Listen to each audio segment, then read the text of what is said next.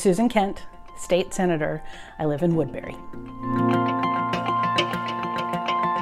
My age and when I grew up, I was a young girl in the late 60s and grew up in the 70s and went to college in the early 80s.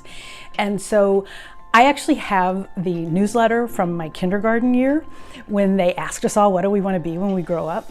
And I think this was like 1969 or something, the boys all said astronaut and firefighter, and the girls all said stewardess, that was the word we used back then, or mommy. And what's really exciting is in those intervening years, the girls that I was in kindergarten with have grown up to have some pretty amazing leadership opportunities. And so to see that progress from when that was really pretty new to consider women in roles of leadership, and then enough women came forward and were in those positions.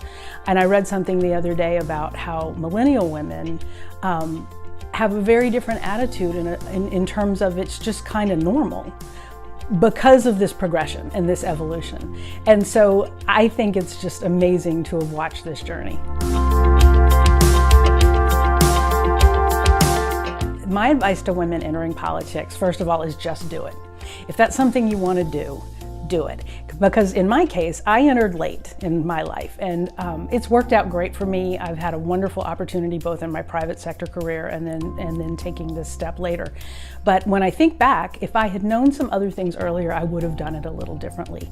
And there's so many ways just to get involved. To volunteer on a campaign is often the easiest way to get to know people and to understand how it works. To intern with either in a government office or within some of the advocacy groups who are doing legislative work, for example.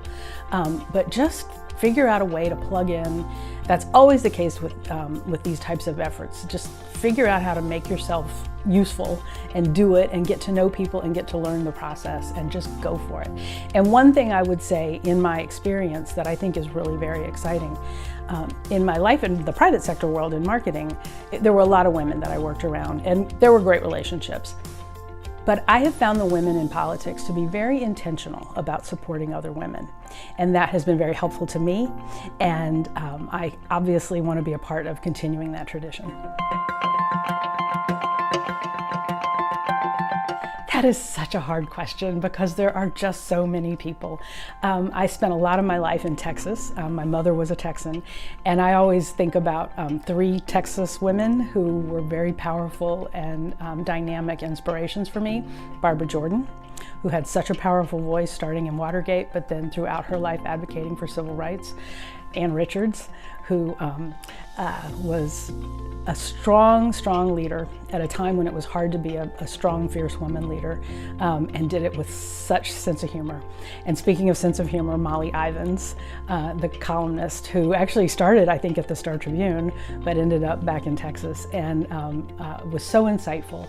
And that's just, I always put them in a collection that I think about because they sort of informed my younger years and have sort of helped me become who I am.